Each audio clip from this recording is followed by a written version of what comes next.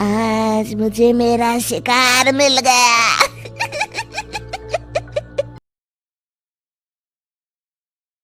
और अपने घर के दरवाजे पे पहुंचता है।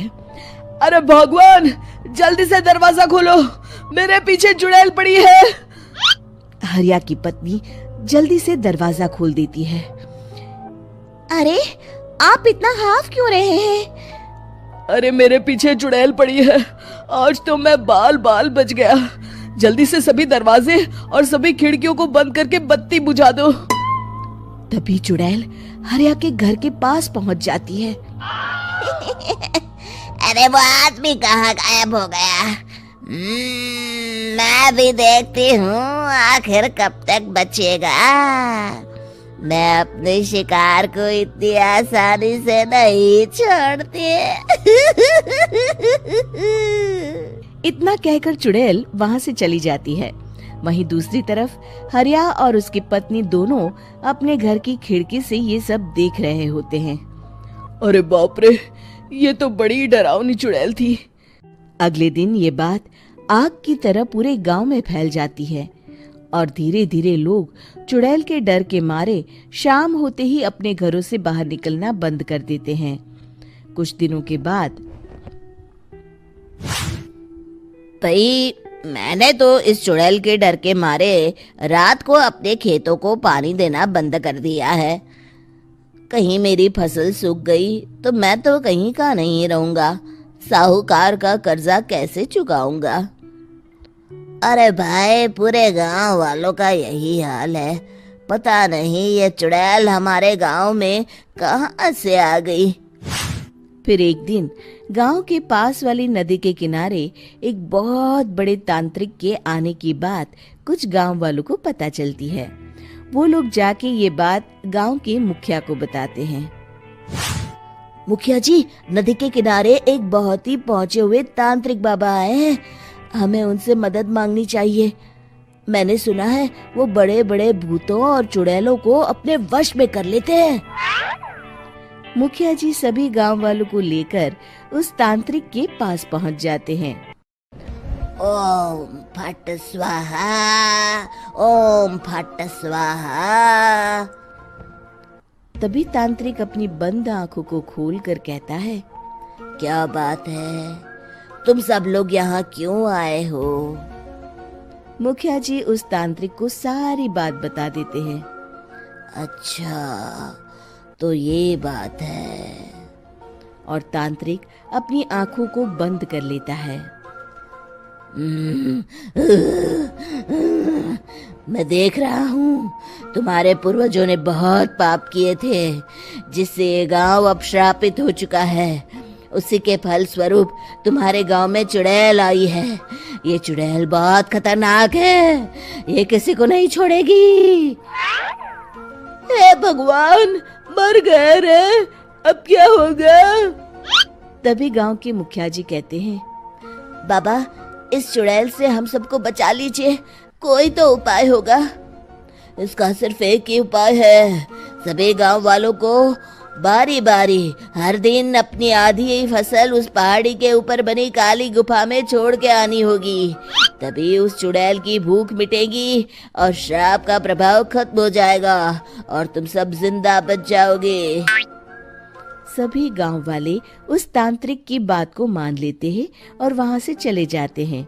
फिर अगले दिन से रोज उस गांव के लोग बारी बारी से अपनी आधी फसल उस काली गुफा के पास जाकर रखाते। कुछ दिनों बाद हरिया की बारी आती है। बाप रे, आज तो मेरी बारी है उस काली गुफा में जाने की। क्या करूं? वो तो बड़ी खतरनाक चुड़ैल है। मेरे तो हाथ पैर कांप रहे हैं। फिर हरिया डरते डरते अनाज की बोरियां अपनी बैलगाड़ी में लाद देता है।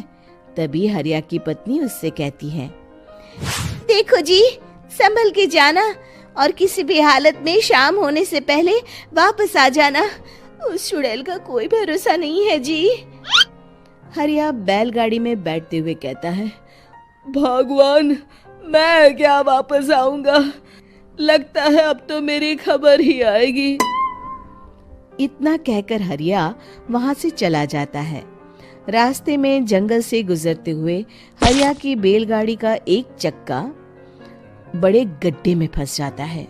हे भगवान, अब ये क्या मुसीबत है। हरिया नीचे उतर के पूरी ताकत से अपनी बैलगाड़ी को गड्ढे से निकालने की कोशिश करता है। बहुत देर मेहनत करने के बाद हरिया की बैलगाड़ी उस गड्ढे से बाहर निकल जाती है। हे भगवान, अब तो शाम होने वाली है। आज तो मैं गया काम से। जैसे तैसे हरिया काली गुफा में पहुंच जाता है। अरे मर गया रे, यहाँ तो चारों तरफ डरावना माहौल है। मैंने यहाँ आने में बहुत देर कर दी, कहीं चुड़ैल नाराज ना हो जाए। हरिया अनाज की बोरियां वहां रख के जैसे ही जाने लगता है, तभी उसे किसी के आने की आवाज सुनाई देती है। हरिया एक कोने में छुपकर अंदर देखने लगता है। चुड़ैल वहां आती है और फिर अपने चेहरे से नकली चुड़ैल का मुखौटा निकाल देती है। हरिया ये देख के हक्का बक्का रह जाता है। तभी चुड़ैल कहती है, भैया यहाँ आना, आज तो बहुत अनाज आया है। इसे मिलाकर अब हमारे पास ढेर सारा अनाज जमा हो गया है।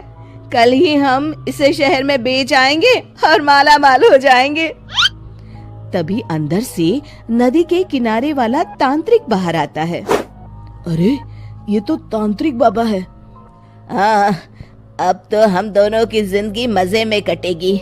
गांव वालों को बेवकूफ बनाना इतना भी मुश्किल नहीं था। लोग तो तुम्हें सच में असली चुड़ैल समझते हैं।